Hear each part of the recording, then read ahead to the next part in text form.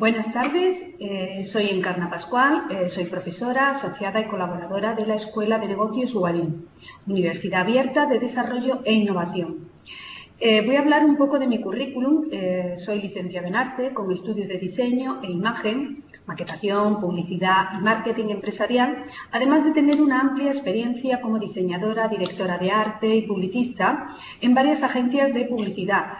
He estado asesorando imagen corporativa para empresas, para multinacionales, laboratorios farmacéuticos o constructoras o cajas de ahorro.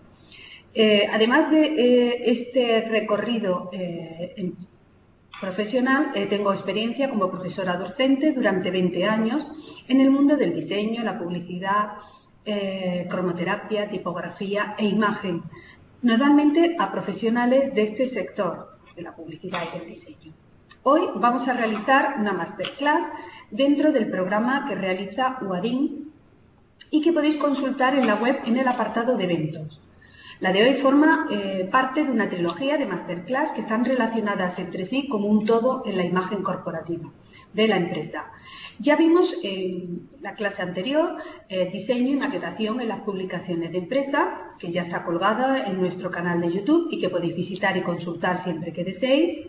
Y a continuación comienza un ciclo para la creación de la imagen corporativa de la empresa. Pero hoy en concreto vamos a estudiar primeramente el lenguaje visual que se debe de dar en la empresa. Es decir, lo que se podríamos denominar lenguaje y retórica visual dentro de lo que es la narrativa transmedia empresarial.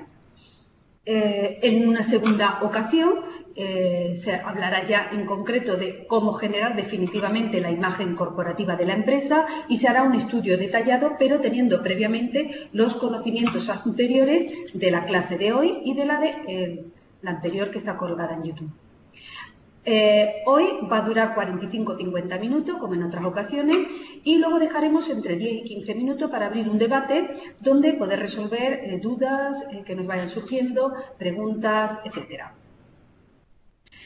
Me gustaría comenzar a decir que hoy empezamos la clase explicando una serie de nuevos términos y conceptos que han surgido a nivel empresarial y que los diseñadores gráficos necesitan conocer. Vamos a hacer una pequeña introducción y así poder entender cómo va esta clase. La primera pregunta que me surge es ¿para qué sirve el lenguaje? Así pensándolo, cualquiera de nosotros diríamos que para comunicarnos. Pero todos los animales se comunican y no usan el lenguaje oral. Todos conocemos el baile de las abejas, donde se comunican y dicen dónde está la comida, la distancia, etc. Bueno, entonces, ¿para qué sirve el lenguaje que utilizamos nosotros?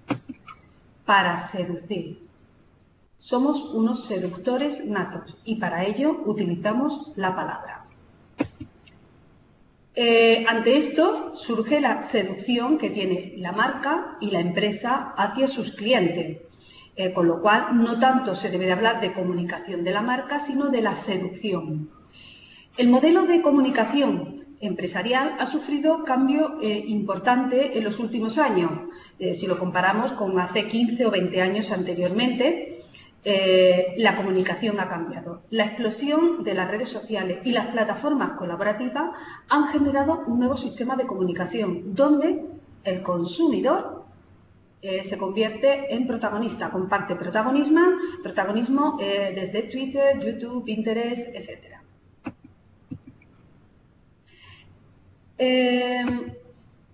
Esto va a afectar a la comunicación de las marcas. Estas antes se preocupaban pues, solamente de la imagen corporativa, del logotipo, del imagotipo o nombre de la empresa y de canalizar valores a través de los medios masivos. Ahora la marca también se construye en las redes sociales, en las conversaciones que ahí se van a llevar a cabo. No solamente está la salida vía televisión, radio, cartelería, etcétera, sino que ahora el ámbito ha cambiado. En este contexto, las marcas buscan en todo momento el intercambio con los consumidores, conocer sus gustos para generar experiencias y existe lo que se denomina, en este contacto que se produce, un nuevo lenguaje visual. Las imágenes siempre han sido un recurso en la comunicación visual para tanto diseñadores como publicistas. Se ha utilizado fotografías e imágenes desde siempre, televisión, carteles, folletos, etcétera, porque logran transmitir mensajes con una gran inmediatez, persuasión, algo que el texto no consigue del todo. Para que las imágenes resulten persuasivas y transmitan un nuevo significado, la empresa va a utilizar lo que se denomina la retórica visual. Y en esto se va a basar nuestra masterclass, en la retórica visual. Para empezar, previamente habrá que hacer un análisis, ya que hemos hablado de Internet y de la web. En los 10-15 últimos años ha habido una transición, un versus entre la web 1.0 y la 2.0.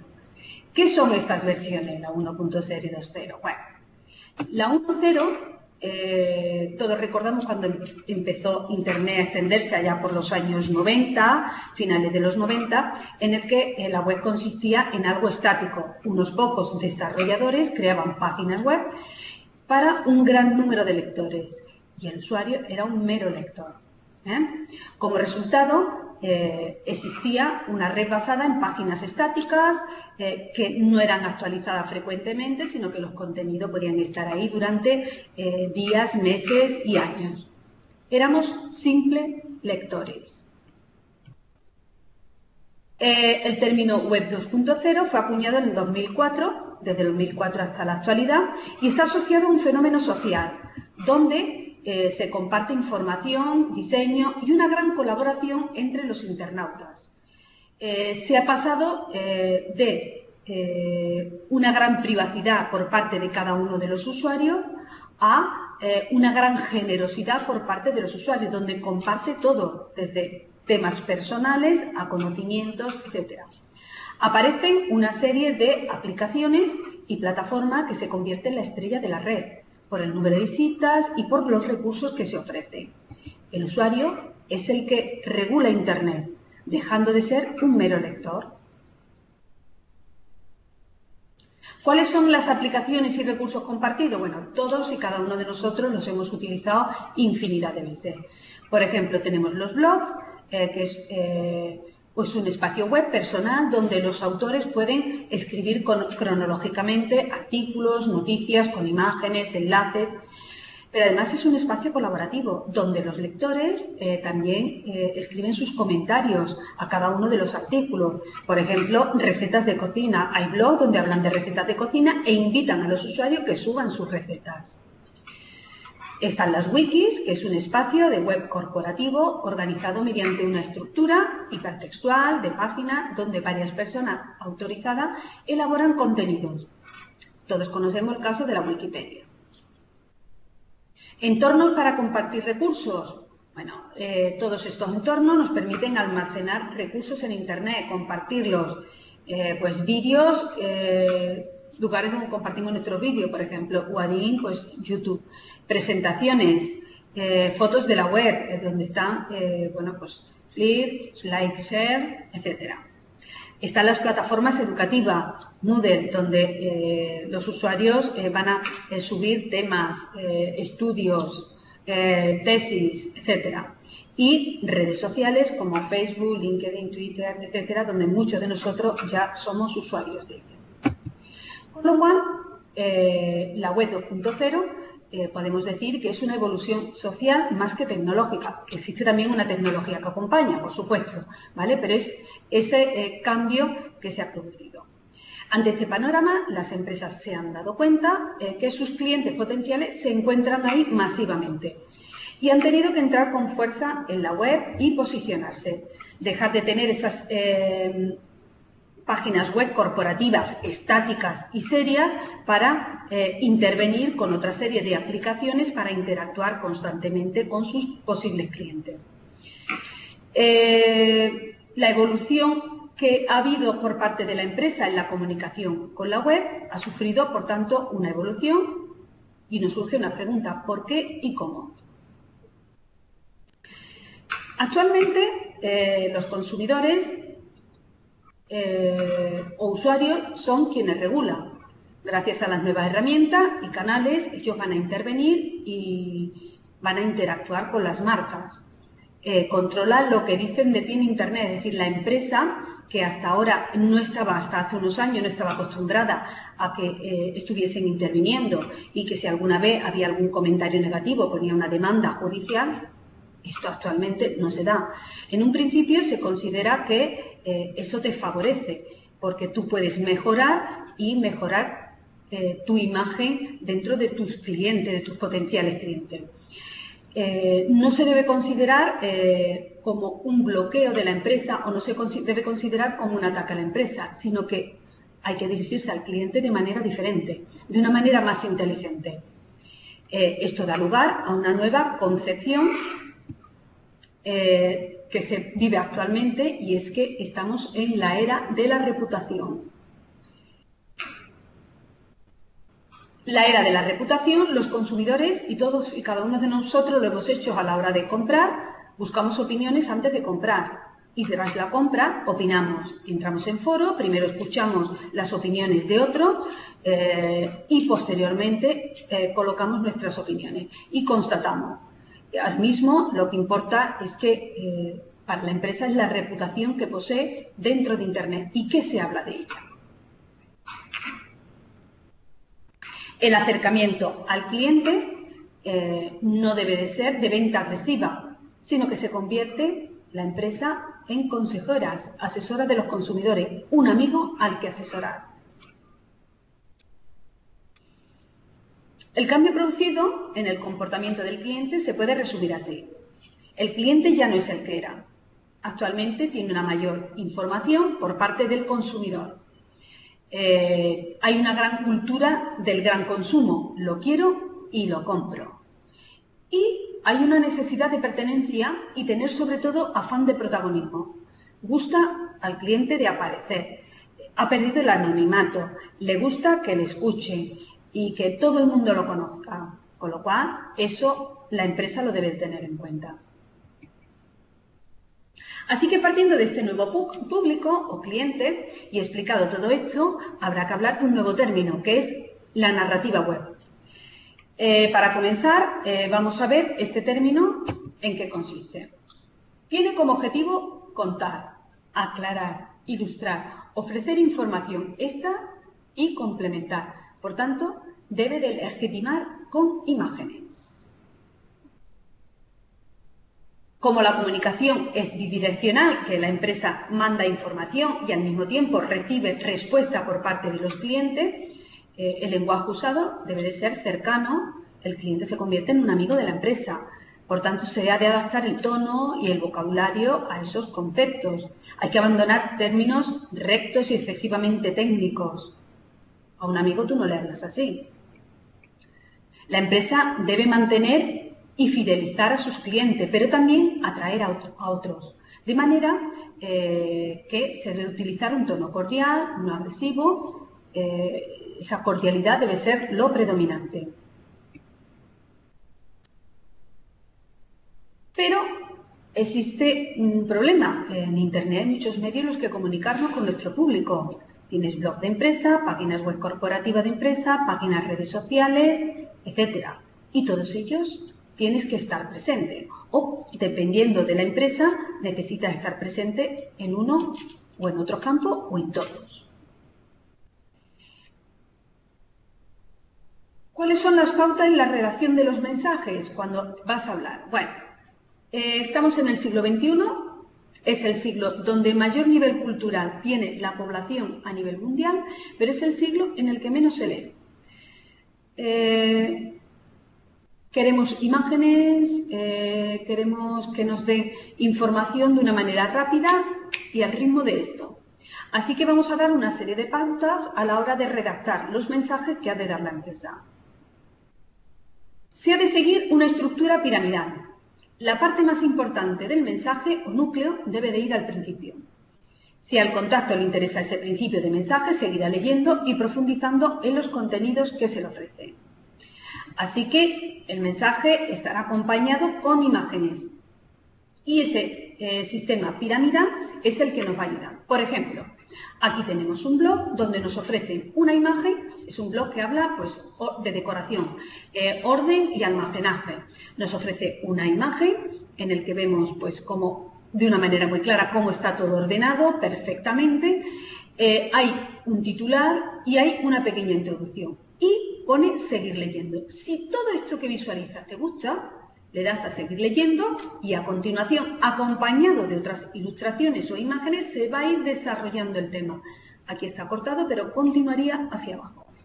¿Vale? Así que poco a poco se van introduciendo los contenidos.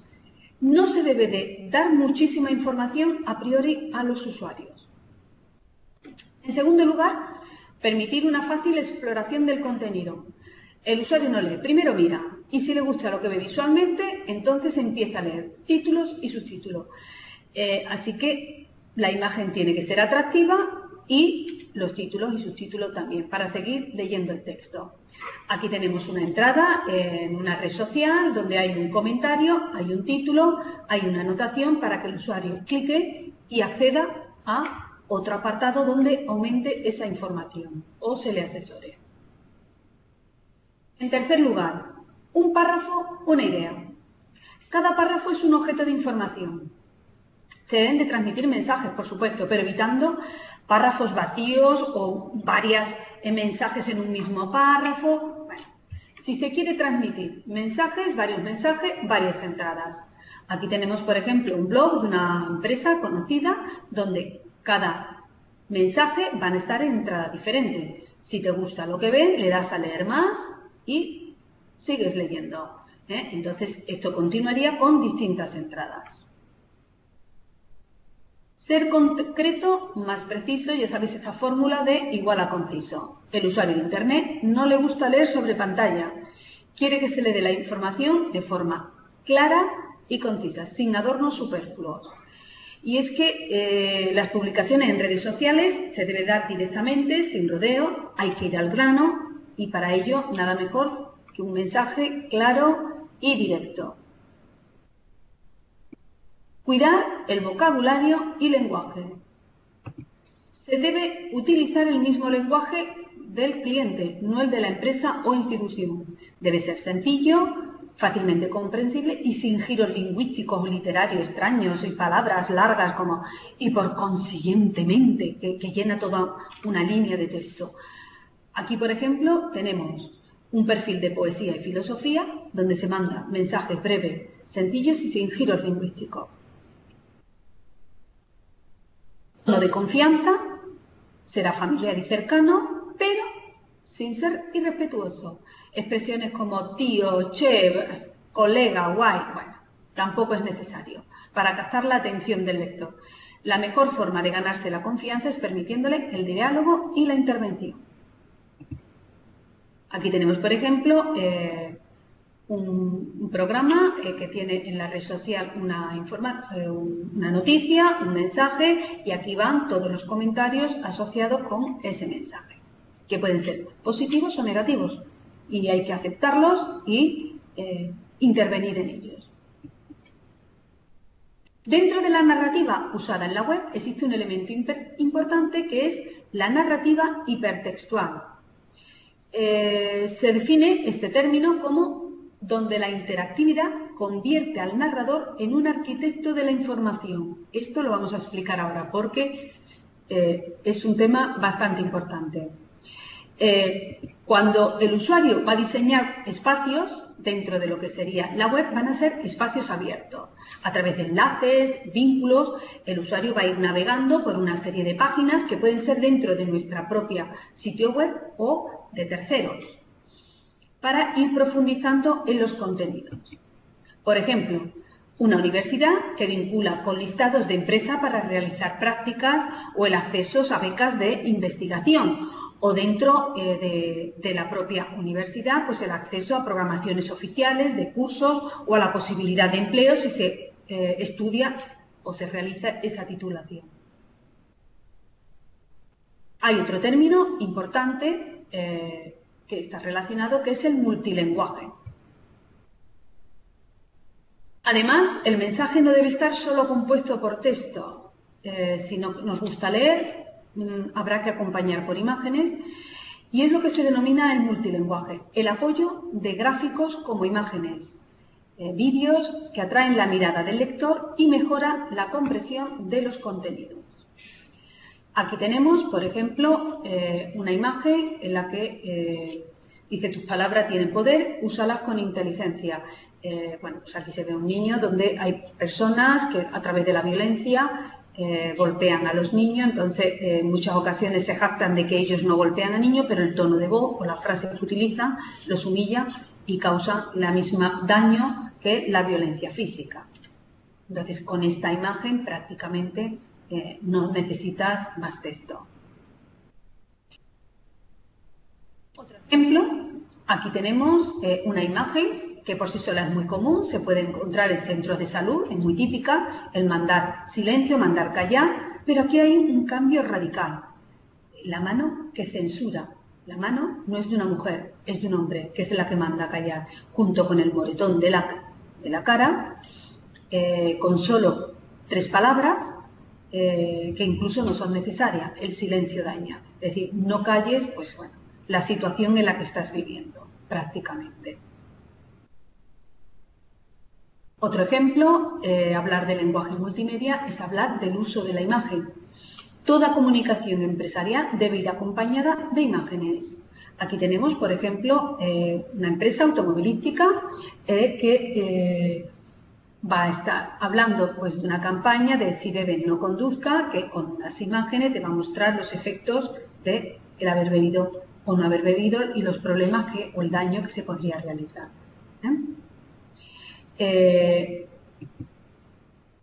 Por una serie de motivos que vamos a señalar a continuación, la imagen no debe ser un elemento decorativo. Ha de tener un sentido en sí misma, no es colocar fotos por colocarla. La foto ilustra y muestra y enseña lo que cuenta. Es un recurso de cohesión y fija en la mente del usuario los contenidos. Está totalmente comprobado que un texto con imágenes se recuerda muchísimo más que un mensaje en el que no hay imágenes. Se ha demostrado que un 75% del mensaje se recuerda después de 72 horas, pero sin imágenes solo se recuerda un 20%. La foto ejemplifica y refuerza tu mensaje, dirige la mirada, llama la atención. Se convierte en una lectura rápida del mensaje, en una ayuda. Prácticamente a veces si lees ya sabes el mensaje. Es un reclamo de los contenidos textuales, complementa su sentido. Y la imagen puede ser un resumen de lo que contamos. Une al lector con el texto. Y además le da veracidad. Si a ti te dan un texto, te lo puedes creer o no, pero si lo acompaña de una imagen, tú te lo crees. Narrativa transmedia. Junto a todos estos términos surge el nuevo concepto de la narrativa transmedia, que ha sido desarrollado en los últimos tiempos. ¿Y en qué consiste esta nueva narrativa? Dentro de Internet, la empresa lanza sus mensajes en distintos canales, su página web, su blog, sus páginas en redes sociales, en foros, etc. A pesar de esta diversidad de medios, no serán mensajes diferentes. Aunque los contenidos sean distintos, habrá un hilo común entre ellos. Este hilo es lo que se denomina la narrativa transmedia. Por ejemplo, las marcas de empresas siempre cuentan una historia. Con su imagen, producto, nos explican los motivos por el que tenemos que comprar semejante producto o servicio. Pues, por ejemplo, serás feliz si tomas determinado refresco y conseguirás la chispa de la vida. Si usas un desodorante determinado, serás un hombre admirado y desarrollado y deseado por bellas mujeres. Pero en los últimos 9 o 10 años ha cambiado todas estas historias. Se transmiten a mayor velocidad que antes. Circulan por muchos dispositivos. Canales de redes sociales, por internet, por el móvil, radio, televisión, etc. Así que nos encontramos con que todos estos contenidos o toda esta comunicación que debe de dar la empresa tiene que ser un contenido líquido. ¿Qué es esto del contenido líquido? Bueno, pues que es un contenido que se debe de adaptar a todos los medios disponibles. Sigo sin entenderlo. ¿Qué es esto del contenido líquido? Me diréis, bueno, muy fácil. Nosotros lo voy a explicar de una manera muy sencilla. Nosotros cogemos una cantidad de agua y la depositamos en un vaso, en una vasija, en una fuente, en un jarrón. Aunque son distintos recipientes, el agua sigue siendo la misma y sigue siendo la misma cantidad, pero ese agua se ha adaptado al recipiente nuevo. Igual ocurre con la comunicación de la empresa. Yo voy a ir contando una historia y esta historia se va a ir adaptando a cada uno de los medios. Va a tener una connotación más creativa, más seria, más técnica, etc. Pero la comunicación y la historia va a ser la misma. Y eso lo tendréis que adaptar visualmente, vosotros como diseñadores o el personal de marketing, de empresa. El mensaje en su conjunto ha de ser coherente, a pesar de moverse por distintos medios. Cada medio va a enriquecer la historia, para esta el contacto con la audiencia va a estar constante. Va a enriquecerse pues, la riqueza del vídeo, la cercanía del audio y todo esto va a mejorar esa historia que se va a contar. ¿Cómo se comporta ante esto el público objetivo o consumidor? Bueno, nos encontramos con que somos los consumidores 2.0, porque queremos historias más profundas y participativas. Queremos formar parte de ellas y compartir protagonismo e intervenir en el desarrollo. Por eso las historias ahora se cuentan de manera diferente. Se puede decir que el futuro de la venta de la empresa es vender sin estar vendiendo. Porque existen tres hechos importantes. Primero, el cliente tiene el poder. Segundo, todo está visto. Actualmente ya no nos sorprende nada. Y en tercer lugar, no queremos publicidad, no nos interesa, no se tolera. Y todos hablamos o sabemos del zapping en televisión o el bloqueo de los banners en la web. Así que las empresas van a optar por buenos contenidos, para seguir fijando la atención de ese público. Ese público se ha transformado y estos consumidores 2.0 han generado un nuevo modelo creativo. Ahora al usuario se le llama prosumidor, neologismo que se refiere a personas que están a medio camino entre ser un consumidor y un profesional creativo. Por ejemplo, muchos usuarios utilizan herramientas online que tienen a su disposición y se convierten en productores de páginas web, de blog, etc. Los famosos blogueros de moda o de decoración, que ahora su opinión es importante, pues sencillamente son prosumidores. Ellos mismos se han generado sus plataformas que van a utilizar diariamente. Por ello se habla de una nueva creatividad en masa. Es lo que se denomina, y este es un nuevo término, la co-creación. Es la tendencia en la que los clientes intervienen. No solo a través de comentarios, esto me gusta, esto no me gusta, pienso que, sino también interviniendo en el diseño de espacios. He comentado antes, pues eso, revistas de cocinas que hacen participar a los usuarios con recetas propias o revistas de decoración donde los usuarios intervienen con la decoración de sus hogares. Y son seguidores. Con todo esto vamos a analizar la imagen, cómo debe de aparecer y, por tanto, su fuerza visual. El uso de las imágenes, el diseño, es tradicional desde el mundo de la impresión o en el mundo digital ha de ser muy cuidado. Hemos dicho que estamos en el siglo XXI, la sociedad ha alcanzado un mayor nivel cultural y donde queremos fotografías, imágenes. Imágenes que nos ejemplifiquen y que nos den los conocimientos que necesitamos. Con lo cual, ha de tenerse mucho cuidado y tener en cuenta una serie de pautas a la hora de tratar las imágenes en la comunicación. Fuerza visual de las imágenes. Bueno, ¿qué se ven más? Pues las imágenes más grandes, de mayor tamaño, tienen más fuerza. Si pones una imagen grande, por supuesto se va a ver más que si pones pequeña. Bueno, ¿dónde está el problema? Cuando tienes que enfrentar imágenes grandes con otras más pequeñas. ¿Dónde ubicamos las grandes y dónde ubicamos las más pequeñas? Bueno, nosotros, en el ámbito en que nos desarrollamos, en el que por nuestra forma de escritura, que escribimos de izquierda a derecha y de arriba a abajo, tenemos una zona caliente que es en la zona derecha de la imagen. Así que,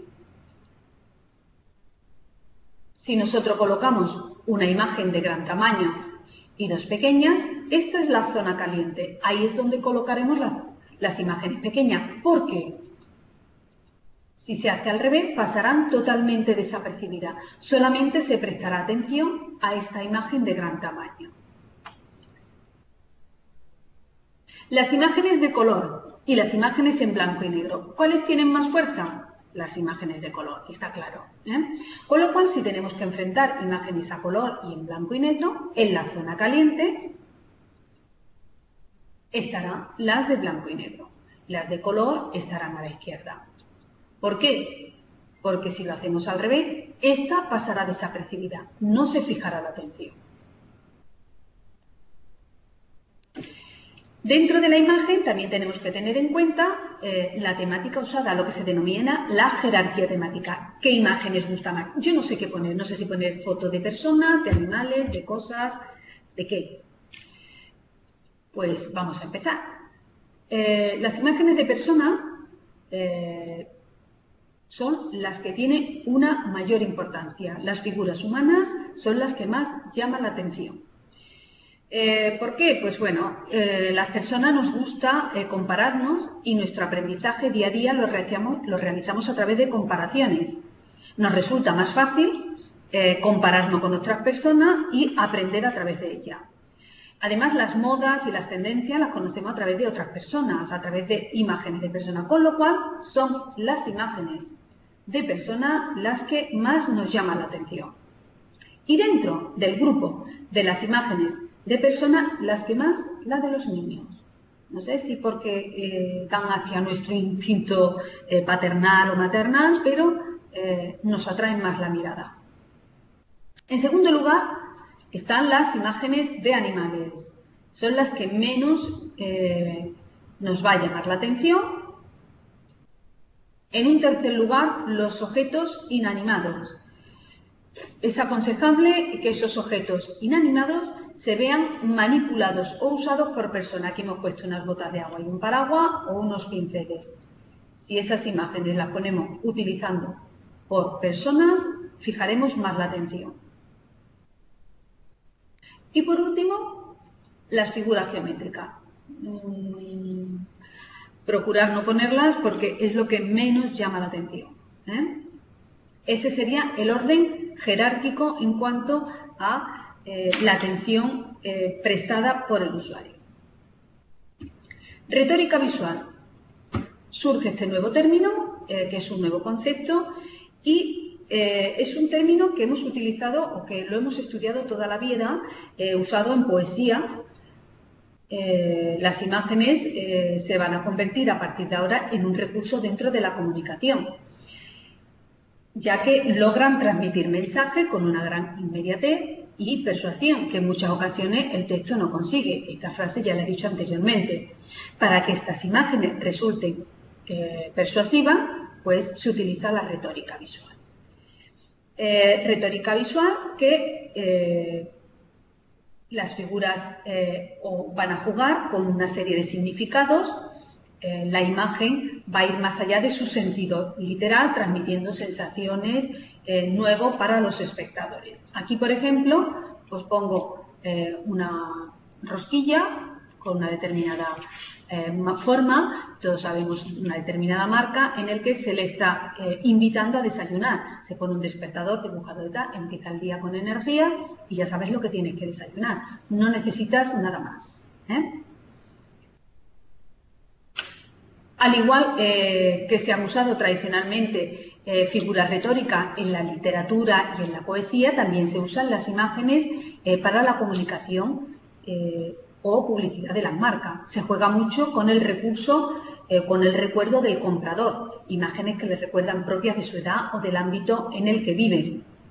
Por ejemplo, aquí tenemos una imagen en la que a los fumadores, es una campaña contra el tabaquismo, ¿vale? A los fumadores se les recuerdan que no deben de fumar. Los pulmones solo se tienen de sombra detrás, pero se ha sustituido los pulmones por 2 gajos de naranja. ¿Por qué? Porque si fumas mucho y los funciones terminarán como 2 gajos de naranja, no te servirán para nada, no te servirán para respirar, bueno, para lo que es tratar el oxígeno por el cuerpo, ¿vale? No se utilizan tumores en esos pulmones ni pulmones negros porque se ha comprobado de que una imagen negativa produce un rechazo por parte del espectador y el mensaje con figuras o con elementos desagradables consigue un efecto rebote, es decir, recibe un efecto totalmente opuesto. Se ignora y se olvida el mensaje. Siempre se tiene que lanzar el mensaje con un carácter positivo, con figuras agradables, pero la finalidad es la misma, no fumes. Existen muchas figuras retóricas y literarias y nosotros en esta masterclass vamos a usar las más utilizadas en publicidad y diseño actualmente. Por ejemplo, vamos a empezar con lo que sería la sinécdoque. El concepto evocado es sustituido por una imagen que tiene una conexión inherente, está vinculado con el concepto. Esta definición que se utiliza en poesía, nosotros lo vamos a ver en imagen. La Torre Eiffel evoca a París y todo elemento apiramidado nos puede recordar la Torre Eiffel. Aquí unas pinzas de tender pues nos recuerda la París directamente. Por ejemplo, otro ejemplo que funciona muy bien es cuando el recorrido visual que tú vas a utilizar, la imagen es reconocida por todo el mundo. Aquí tenemos un ejemplo, tenemos un refresco de cola, muy conocido por todo, y la idea es vender cola con limón. La marca se reconoce fácilmente por su C del logotipo, que se ha utilizado la cáscara de un limón, y con eso precisamente no se necesita más texto. La imagen lo dice en todo. Tenemos la metáfora visual, es la comparación entre 2 contenidos visuales, transmitiendo el significado de una imagen a otra. Todos recordamos la metáfora de tus dientes como perlas, pues bueno, esa típica metáfora aquí la representa una marca de chicles en el que está hablando de lo que serían dientes no como perlas, sino brillantes, porque son chicles que no llevan azúcar, que no te producen caries, etc. Entonces te va a salvar la salud y limpieza dental. Te lo reflejan con unas bombillas que transmiten una gran luminosidad y la ubicación de las bombillas te puede recordar pues, una boca, una dentadura. A diferencia de la sinécdoque, las imágenes que se comparan no tienen por qué tener una relación estrecha, pero sí guardar semejanza o parecido. Aquí en este ejemplo es un insecticida ecológico, sin contaminante y tan limpio y natural que acaba con los insectos como si fuera un camaleón. Entonces representa la figura del camaleón atrapando el insecto. Otro ejemplo, por ejemplo, la unión hace el poder. Aquí representa a los peones unidos y que todos juntos pueden desarrollar una gran fuerza porque representaría el poder de una corona, de una monarquía, etc. Las metáforas visuales se usan mucho en la comunicación. Por ejemplo, una bombilla significa una idea, una interrogación es una duda, las hojas de un calendario cayendo el paso del tiempo. Es decir, todas estas metáforas las conocemos y las hemos visto infinidad de veces. Y todos además lo hemos utilizado cuando la frase de se me ha encendido la bombilla, cuando nos referimos a que hemos tenido una gran idea, una buena idea. Metonimia visual. La imagen que evoca y lo evocado mantiene una relación estrecha que puede ser de causa-efecto, parte-todo, autor-obra, conteninte-contenido, productor-producto. Aquí vemos una parte, el bombín y un bigotito, y todos sabemos que se refiere a Charlie Chaplin. En este ejemplo tenemos continente-contenido, pues el efecto de ver este remate como si fuera la cáscara de un plátano, pues sabemos que es un fruto, o sea, es un refresco de fruta que lleva plátano o es de plátano. En publicidad se muestran etiquetas o marcas en lugar del producto entero. Se sustituye el producto por el lugar donde se produce o por el productor. Se sustituye un objeto por su utilización, etc. Esta imagen es muy representativa. El casco representa el vientre de la madre. El hijo ha vuelto a nacer por el uso del casco. La ha protegido como si estuviera en el vientre de la madre. Esto también sería una metonimia visual. Pasamos al grupo de las antítesis. Se nos muestra varias imágenes enfrentadas y opuestas por alguna cualidad o calidad. Por ejemplo, aquí tenemos agua, fuego, frío, calor. Son elementos que tienen que producir fuego o calor y en cambio están produciendo frío o agua. Es muy frecuente en diseños y publicidad imágenes que nos muestran el antes y el después o antítesis muy variadas. En esta fotografía se juega con la antítesis de negro-blanco, hombre-mujer, sacerdote-monja. Aquí la antítesis está en todos los ámbitos, en el físico, en el cromático y en el ético. Símil visual. Sirve para establecer una relación entre una característica y un producto, de manera que el espectador asocia esa característica al producto o servicio. Mirad, por ejemplo, tenemos aquí un tenedor que representa una mano que pide para dar de comer a otros. Es una campaña de una ONG donde el dar limosna ya se sabe cuál va a ser el fin. Usar colores verdes e imágenes de planta u hojas es un símil muy utilizado porque al espectador le da la imagen de que es un producto ecológico, natural, con ingredientes naturales. Por ejemplo, en la imagen esta se muestra el símil de la parte final de la botella de tomate, que representa la circunferencia de un tomate, y utilizando esa hoja en verde, pues bueno, da a entender que es una marca con un producto muy natural, un tomate de la huerta. Analogía visual. Establece una semejanza visual entre cosas distintas. Por ejemplo, aquí el ketchup que va derramándose va a representar una lengua y es tan exquisita esa salchicha que hasta el ketchup la va a saborear. Es una clara analogía visual. ¿Otra analogía? Pues bueno, aquí tengo un ejemplo. Hay que decir que la analogía no puede ser muy compleja porque si el público no sabe interpretarla no la entenderá. Deben ser figuras muy fáciles y muy cercanas al espectador. Por ejemplo, aquí una marca de helados, Light, que representa un cuerpo de mujer indicando que no tiene calorías, pero realmente ese cuerpo son helados superpuestos. Entonces va a representar una figura muy estilizada para que no haya subida de peso.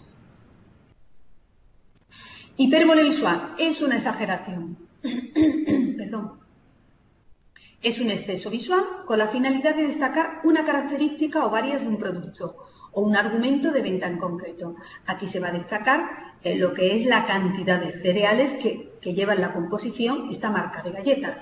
No hay más frase, no hay más texto. O, por ejemplo, la robustez de estas botas, que hay que tenerla, la mantienen maquinaria pesada. No necesita texto para explicar este mensaje.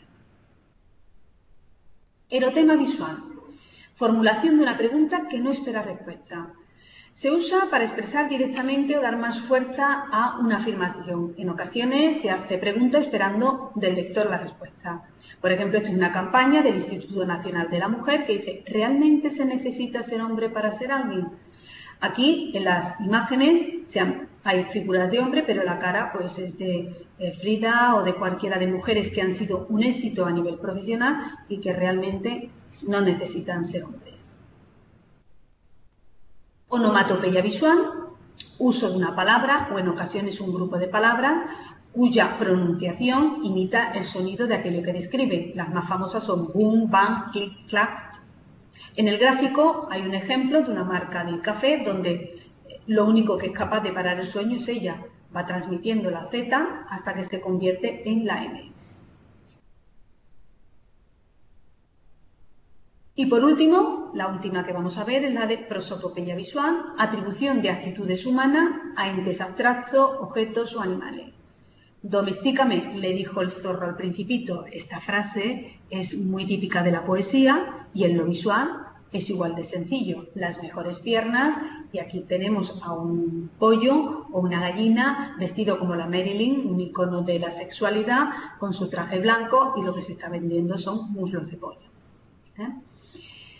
Como conclusión, para persuadir al público o consumidor de una marca, hay que acercarse a él con mensajes visuales que atraigan su mirada y les facilite la comunicación directa con la empresa.